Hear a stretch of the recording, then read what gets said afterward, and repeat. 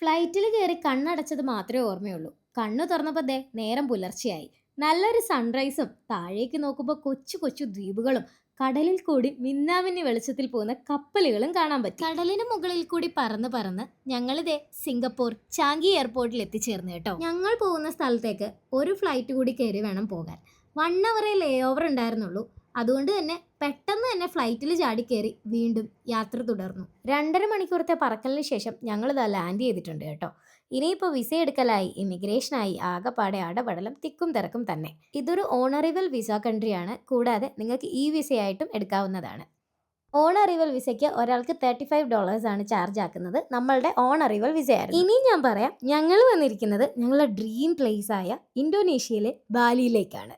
First international trip ആയതുകൊണ്ട് തന്നെ നമ്മൾ പാക്കേജ് എടുത്തിട്ടാണ് വന്നത്. നമ്മളുടെ കൂടെ ഉള്ളത് ഗോ അറൗണ്ട് ദ ഗ്ലോബ് എന്ന ടീമാണ്. ഇനിയാണ് അടുത്ത ടാസ്ക്. ഈ കാണുന്ന ആളുകളിൽ നിന്നെല്ലാം നമ്മളുടെ ഡ്രൈവറിനെ നമ്മൾ കണ്ടുപിടിക്കണം.